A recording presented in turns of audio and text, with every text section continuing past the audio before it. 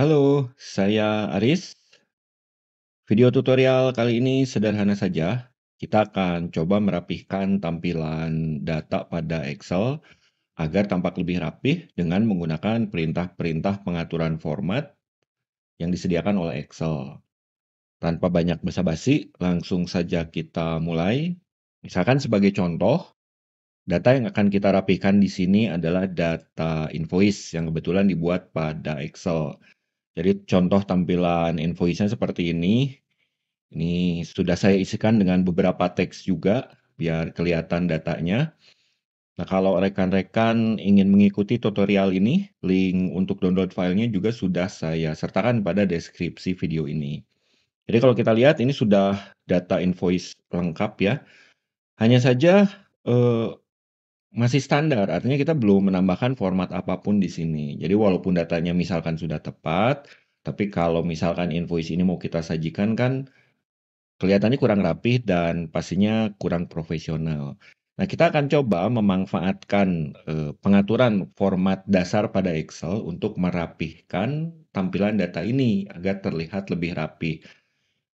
Perintah yang kita gunakan juga perintah standar saja, jadi kita cukup menggunakan perintah-perintah dasar yang ada di sini, atau mungkin nanti kita akan menggunakan perintah tambahan yang menggunakan kotak dialog format cell seperti ini.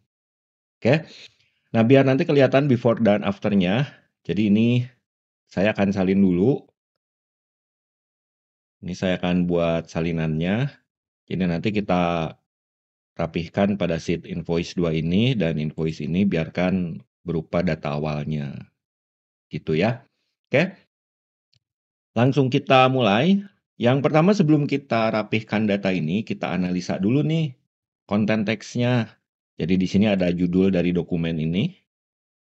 Sorry, judul dari data maksudnya. Ini adalah sebuah data invoice.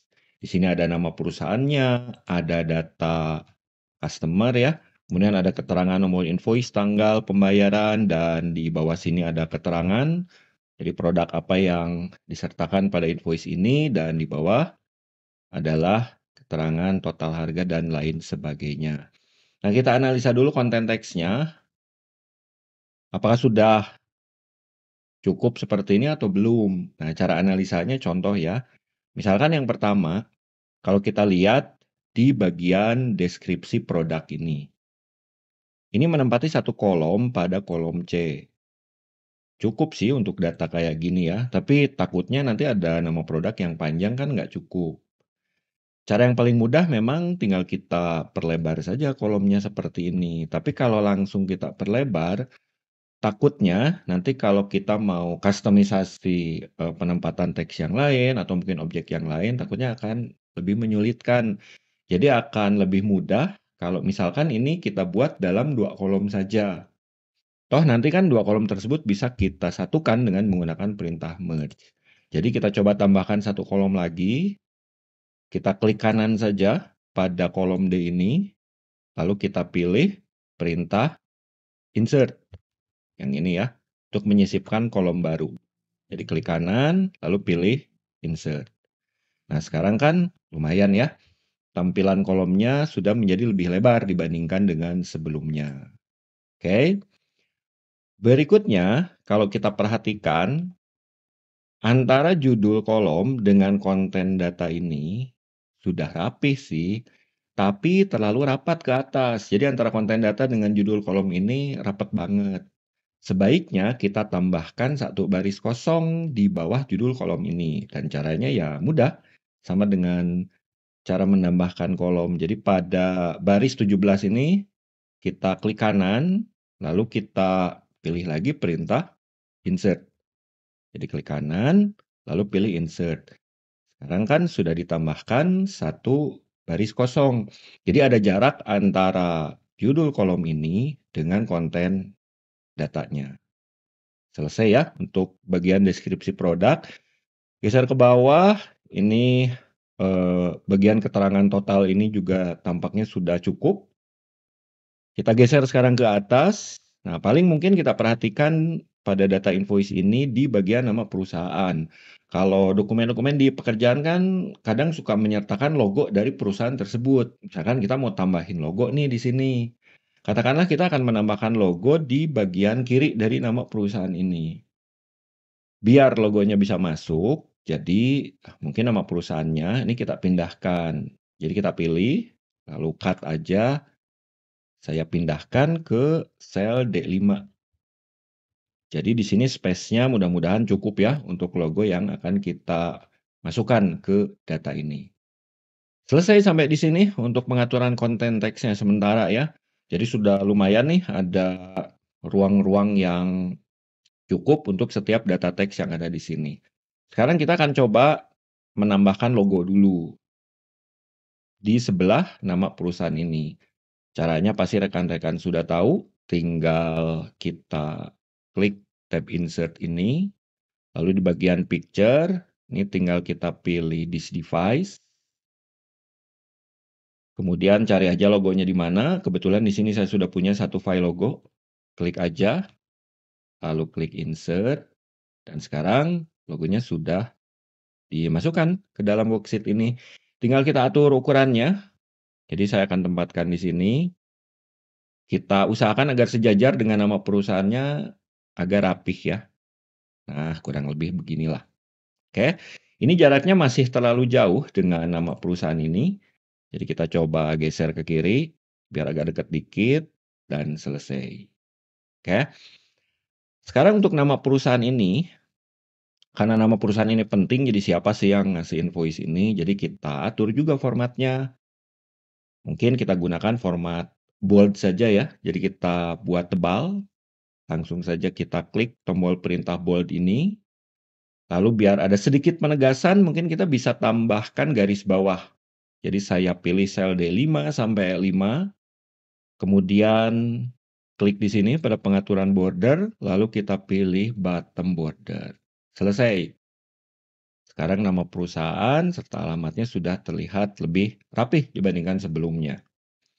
Geser ke atas sekarang untuk invoice ini. Invoice ini kan keterangan yang menjelaskan ini data apa.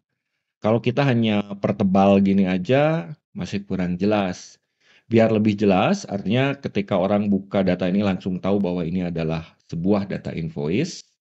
Ini kita coba tempatkan persis di tengah pada keseluruhan data ini. Jadi saya klik pada sel B3, sampai dengan ke H3. Kemudian kita gunakan perintah merge ini ya, merge dan center. Tinggal klik merge dan center. Sekarang invoice-nya sudah ada di tengah karena kita sudah menyatukan sel B3 sampai dengan H3 menjadi satu sel saja. Kita tambahkan format bold, mungkin kita perbesar juga hurufnya agar lebih jelas. 14 kayaknya cukup. Nah, untuk lebih mempertegas lagi, kita bisa menggunakan warna background yang gelap, misalkan hitam sekalian gitu. Jadi, kita gunakan pengaturan fill color di sini. Saya pilih warna hitam, biar beneran gelap. Nah, kemudian untuk hurufnya kita gunakan warna putih. Dan hasilnya sekarang sudah terlihat jelas. Jadi ketika orang buka data kita ini, dia langsung tahu, oh ini adalah data invoice. Oke, beres untuk bagian yang atas. Sekarang kita pindah ke bawahnya untuk data customer ini. Kalau kita perhatikan, data customer ini menempati kurang lebih area di sini lah ya. Karena nama customer mungkin ini pendek, bisa jadi nama customer-nya panjang. Biar orang tahu bahwa bagian ini adalah data customer, jadi ini kita kasih penegasan dengan menggunakan format bold saja. Terus kita tambahkan variasi, jadi saya pilih B10 sampai D10, kita tambahkan warna, mungkin warna yang muda saja ya, misalnya ini. Dan selesai. Paling sebagai tambahan nama customer-nya ini kita tambahkan saja format bold. Jadi biar tahu ini customer-nya siapa. Selesai. Untuk customer pindah sekarang ke bagian kanan. Nah, ini merupakan keterangan yang cukup penting pada data invoice ini. Ada nomor invoice, tanggal, dan pembayaran ya. Mungkin yang penting misalkan saja nomor invoice-nya ini penting, jadi saya tambahkan format bold. Ini metode pembayaran, mungkin saya tambahkan format bold atau sedikit variasi bisa juga italic seperti ini. Sekarang tinggal keterangannya yang ada di kolom G ini, nomor invoice, tanggal, dan pembayaran. Kalau kita lihat, ini ada simbol titik 2-nya. Akan lebih rapih kalau ini kita buat dengan rata kanan, line right. Jadi kita pilih saja G10 sampai G12, kemudian kita tempatkan dia di bagian kanan pada kolom G ini. Sudah terlihat rapi, tapi kurang rapi. Apanya yang kurang rapi? Perhatikan titik 2 ini terlalu nempel dengan datanya. Jadi setelah titik 2, jaraknya terlalu dekat. Gimana cara kita ngasih sedikit jarak antara keterangan dengan datanya? Nah, kita bisa menggunakan opsi indent pada pengaturan perataan ini. Jadi kita pilih G10 sampai G12 lagi, klik kanan, kemudian pada perintah yang ditampilkan di sini kita pilih format cell, yang ini. Jadi klik kanan, pilih format cell, sampai ditampilkan jendela format cell kayak gini. Berikutnya kita pilih tab alignment. Perhatikan di sini, ini untuk alignment horizontalnya sudah benar, right, ya. Nah, di bagian indent ini kita bisa menambahkan jarak dari kanannya berapa. Jadi misalkan saja di sini saya ketikkan 1. Klik OK, dan perhatikan hasilnya sekarang antara titik 2 dengan batas kolom ini sudah lumayan ada sedikit jarak. Kalau misal mau ditambahin lagi ya silahkan ya, kita bisa menggunakan variasi angka yang lain.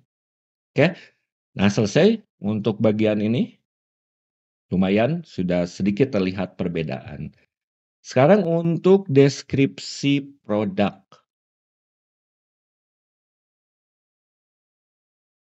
Deskripsi produk ini menggunakan 2 kolom. Jadi yang enak kita merge ya kolomnya agar mempermudah pengaturan selanjutnya. Gimana caranya kita melakukan merge untuk beberapa baris sekaligus? Kalau misalkan langsung kita pilih semua, lalu kita gunakan lagi tombol perintah merge yang tadi. Jadi saya klik di sini.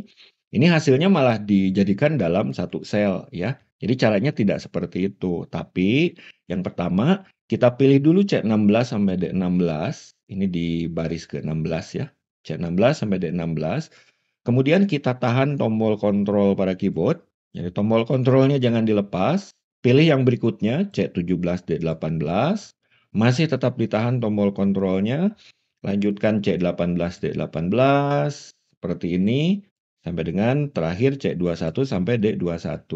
Sekarang Excel menganggap kita sudah memilih beberapa objek. Jadi tidak menjadi satu objek lagi. Hasilnya kalau sekarang kita gunakan perintah merge dan center lagi, jadi saya klik lagi merge. Perhatikan tidak menjadi satu sel ya, tapi masing-masing baris itu akan di-merge. 2 kolomnya menjadi 1 kolom. Oke. Ini di tengah kayaknya kurang rapi kalau untuk teks seperti ini ya. Jadi kita pindahkan dia ke kiri. Sama halnya dengan nomor invoice yang tadi di atas, ini juga sama terlalu rapat ke bagian kiri. Jadi kita atur indentnya, kita pilih seperti ini, klik kanan, pilih format cell. Perhatikan di sini sudah left ya.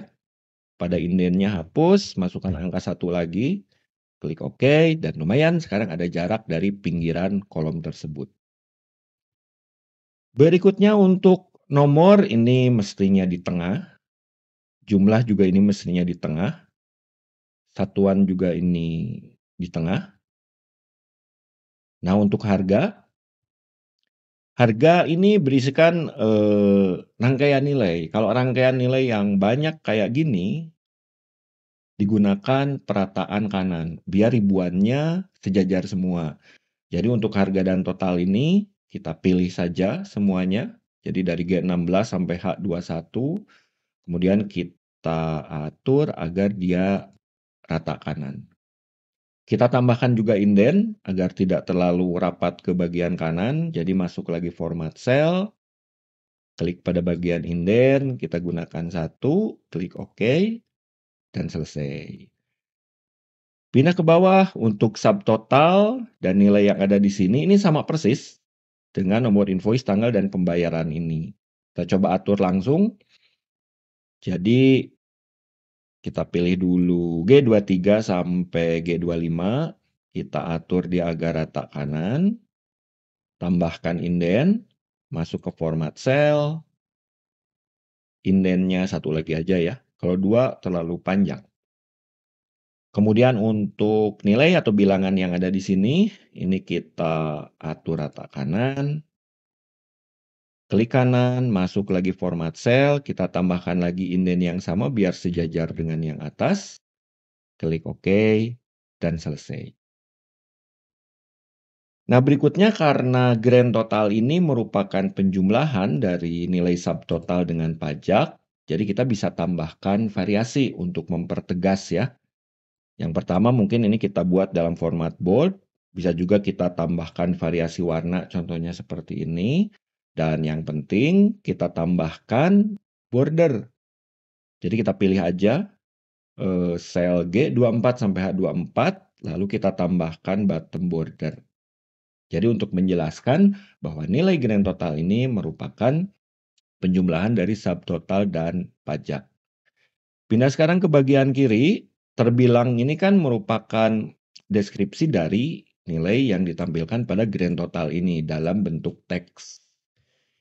Ini termasuk penting kalau dalam data invoice ya, jadi mungkin saya tambahkan format bold saja. Sebagai variasi juga untuk penegasan, ini bisa kita buat ke dalam format italic, kayak gini.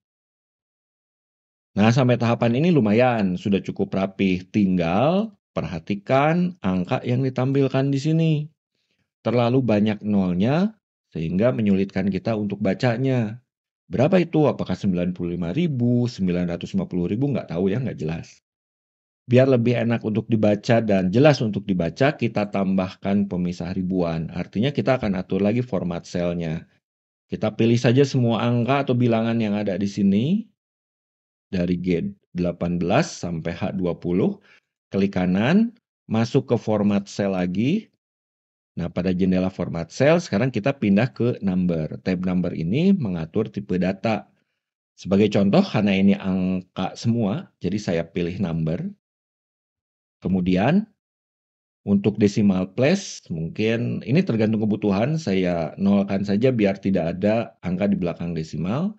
Dan yang penting sih ini ya, use 1000 separator, artinya agar ada pemisah ribuannya pada angka atau bilangan tersebut. Klik OK, dan hasilnya sekarang nilainya lebih mudah untuk dibaca. Dengan cara yang sama, ini kita pilih, masuk lagi ke format cell, saya gunakan tipe yang sama yaitu number, desimalnya 0, use 1000 separator, oke, dan selesai. Sip. Berikutnya mungkin untuk keterangan produk ini ya. Kita bisa tambahkan penegasan karena ini merupakan judul kolom untuk konten data produk di sini. Jadi kita bisa tambahkan saja format bold atau mungkin kita bisa menambahkan variasi warna juga seperti ini. Agar dia terpisah dari objek lainnya, kita bisa menambahkan border. Contoh, kita gunakan saja full border. Artinya biar semua ada garis-garisnya. Jadi kita pilih di sini dari B16 sampai dengan ke H21. Klik pada format border di sini, lalu kita pilih all borders. Sebagai variasi tambahan, untuk nomor invoice, tanggal, dan pembayaran ini juga bisa kita tambahkan border. Cuman kalau misalkan ya, kita gunakan full border seperti ini, jadi terlalu banyak kotak, kesannya malah terlalu rame. Nah, sebagai variasi tambahan, biar nggak terlalu rame, kita tambahkan saja border atas dan bawah. Jadi kita pilih G10 dan H10, lalu kita tambahkan top border. Kemudian untuk pembayaran dan transfer, ini G12 sampai H12. Di sini kita tambahkan bottom border. Jadi setidaknya menjelaskan ini merupakan bagian yang terpisah dari data yang lainnya. Oke, nah selesai sampai di sini. Tahapan terakhir tentu saja tinggal mengatur lebar kolomnya. Jadi misalkan kalau nomor ini terlalu lebar, kita perkecil. Untuk deskripsi produk mungkin bisa kita perkecil sedikit. Jumlah juga bisa kita perkecil. Satuan, mungkin harga total ya tinggal pengaturan lebar kolom seperti ini. Sedikit tips tambahan, kita bisa mengatur kolom ini agar sama lebarnya. Jadi contoh misalkan untuk total ini lebarnya adalah 15. Nah, kita pengen biar harga dan total ini lebarnya sama, yaitu 15. Gimana caranya? Caranya seperti ini. Kita pilih G dan H sekaligus. Jadi kolom G dan H-nya kita pilih keduanya sekaligus. Kemudian klik kanan. Perhatikan di sini ada perintah namanya column width. Klik pada column width. Ini tinggal kita masukkan angka yang kita inginkan. Sebagai contoh saya masukkan aja 15. Kalau kurang nanti bisa diatur kemudian ya. Klik OK. Dan sekarang kedua kolom ini sudah punya lebar yang sama. Jumlah dan satuan juga sama. Jadi misalkan kita mau set 12 gitu ya. Kita pilih kolom E dan F sekaligus. Klik kanan. Pilih lagi kolom width. Kita ketikkan di sini misalkan 12. Klik OK. Dan sekarang lebar kolomnya sama. Jadi seperti inilah hasil akhirnya. Kalau rekan-rekan perhatikan sekarang dari data yang masih bisa dibilang berantakan seperti ini ya, walaupun konten datanya sudah tepat. Sudah kita rubah dengan menggunakan bantuan perintah format-format dasar pada Excel agar menjadi satu tampilan data yang terlihat rapih dan terlihat lebih profesional. Nah, sebagai tambahan pada video tutorial ini, kalau kita perhatikan di bagian deskripsi produk, ini nama produknya panjang-panjang. Kalau nama produk panjang seperti ini, kemungkinan typo-nya tinggi ya, salah ketik. Nah, kebetulan data produk ini ternyata diambil dari sheet yang namanya sheet data ini. Jadi di sini ada tabel nama produk dan harganya berapa ya. Kolom pertama nama produk, kolom yang berikutnya adalah keterangan harganya. Kita bisa menggunakan fitur yang namanya data validation untuk membantu kita saat mengisi data ini. Caranya, kita pilih dulu. Jadi kita pilih dulu D18, 19, sampai 20. Seperti ini. Kemudian, kita klik tab data. Geser ke kanan sedikit. Di sini ada perintah namanya data validation. Kita klik tombol perintah ini sampai ditampilkan jendela data validation. Di bagian allow ini, kita pilih list. Kemudian di bagian source, klik aja pada bidang yang kosongnya. Lalu kita tinggal pindah ke sheet data dan kita pilih nama produknya ini. Seperti ini.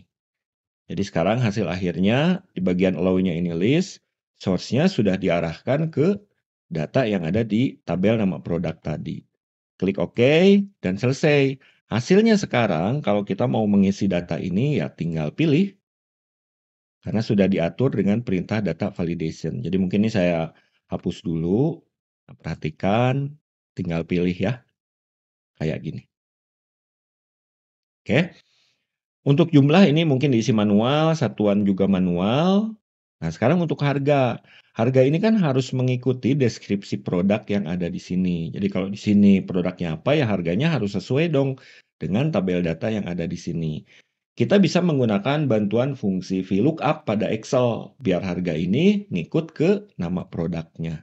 Oke, untuk mempermudah penulisan VLOOKUP-nya, saya pindah dulu ke sheet data ini.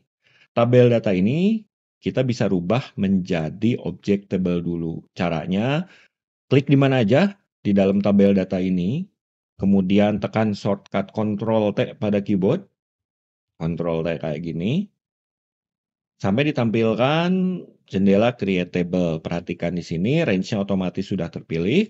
Pastikan juga opsi My Table Has Header-nya sudah aktif. Klik OK, dan sekarang ini sudah menjadi sebuah objek table. Apakah objek table ini punya nama? Punya dong. Kalau kita perhatikan di sini, ternyata objek table ini namanya adalah table 1. Untuk mempermudah penulisan formula, ini sebaiknya kita rubah dengan nama lain yang lebih sesuai. Contoh, misalkan kita kasih nama aja produk. Jadi saya ketikkan di sini produk, jangan lupa enter. Jadi sekarang objek table ini sudah punya nama, yaitu produk. Kita pindah lagi ke data invoice kita. Sekarang kita akan coba tambahkan fungsi VLOOKUP pada sel G18 sampai G20 ini. Ini saya coba hapus dulu. Klik dulu pada sel G18 sama dengan VLOOKUP. Oke. Untuk lookup value-nya, ini udah pasti ngambil dari D18 ya. Jadi data yang harganya mau kita cari, datanya ada di mana? Ya udah pasti D18. Berarti saya klik aja G18. Oke, koma, argumen berikutnya yang dia minta adalah table array. Nah, table array ini adalah tabel referensi yang memuat data harga ini. Harusnya diisi dengan range, tapi karena tabel data kita sudah punya nama tadi yaitu produk, jadi kita tinggal ketikkan saja di sini produk. Gitu. Koma, kemudian argumen call index num. Jadi data harganya ada di kolom keberapa pada tabel yang kita lihat tadi, ada di kolom kedua ya. Koma, yang terakhir range lookup, ini kita pilih false karena setiap produk harganya sudah pasti berapa. Kurung tutup, enter, dan hasilnya sekarang harga ini akan mengikuti deskripsi produk yang ada pada kolom D ini.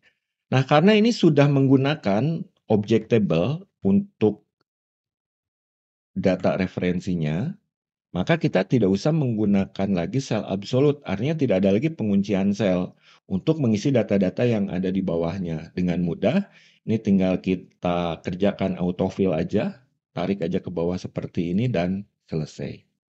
Oke. Nah, next. Kondisi awalnya deskripsi produk ini pastinya kosong kan, belum terisi. Ini saya coba hapus. Ketika dihapus, pada kolom harga ini akan menampilkan keterangan error NA atau not available. Sedikit kurang rapi ya, kalau misalkan data invoice-nya masih belum kita isi. Agar pesan kesalahan ini tidak ditampilkan, kita modifikasi sedikit formulanya. Kita gunakan fungsi if error. Jadi if error, ketika VLOOKUP ini error, kita mau ketikkan apa? Koma, tambahkan 2 kali tanda kutip ganda. Artinya ketika nanti muncul error, jangan menampilkan data apapun pada sel tersebut. Kurung tutup, dan enter. Perhatikan sekarang hasilnya kosong. Kita tarik dulu ke bawah dengan autofill. Kalau ini sekarang diisi, muncul harganya. Tapi kalau ini kita hapus, ya harganya tidak akan ditampilkan. Geser sekarang ke kanan, untuk total ini mudah, artinya kita tinggal mengalihkan jumlah dengan harga. Ini kita hapus dulu semua. Klik pada H18 sama dengan jumlah dikalikan dengan harga. Enter.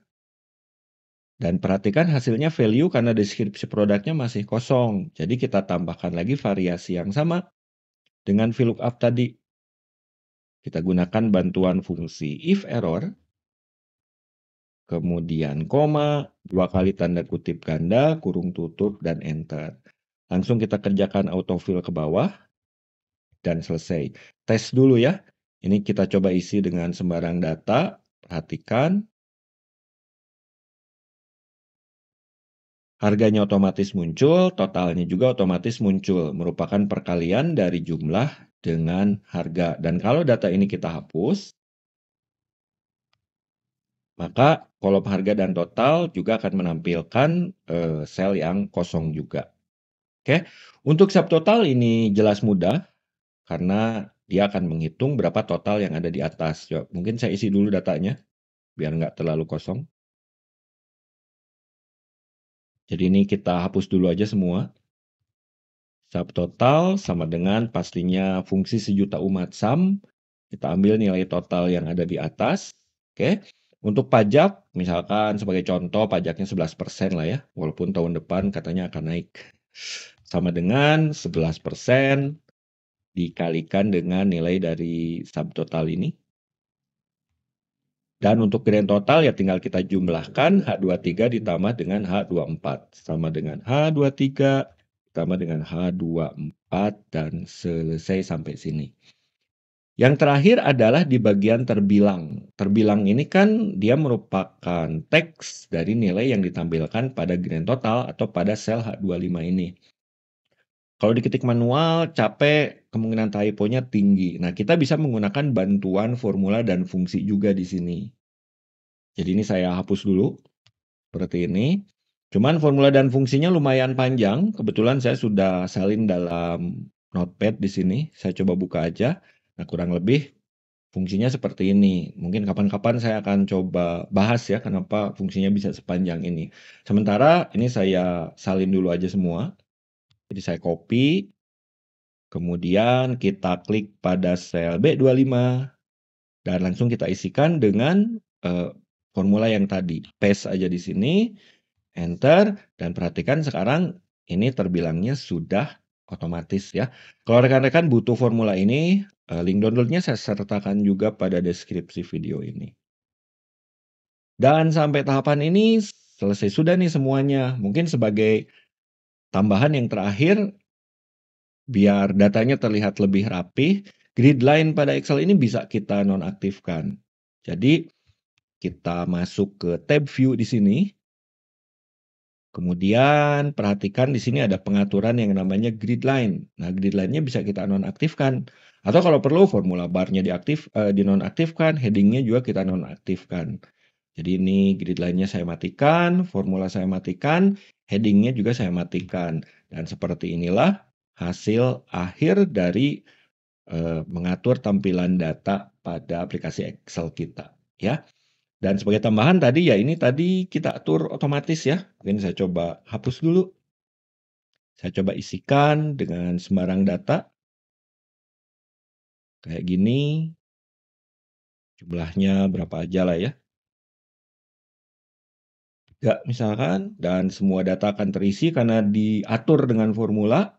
Ini otomatis terisi, grand total otomatis terisi, dan terbilang juga otomatis terisi. Oke, jadi dari data yang sebelumnya datar-datar aja kayak gini, dengan menggunakan bantuan perintah format dasar yang disediakan Excel, hanya sekedar menebalkan, ngasih border, dan lain sebagainya, ternyata kita bisa mengatur tampilan datanya menjadi seperti ini. Dibantu dengan bantuan formula dan fungsi dengan beberapa perintah manajemen data, membuat data ini juga menjadi lebih dinamis. Oke. Nah, mudah-mudahan video tutorial ini sedikit banyak bisa membantu rekan-rekan yang mungkin punya keperluan yang sama. Dan mudah-mudahan lagi kita bisa ketemu lagi dalam video-video tutorial yang berikutnya.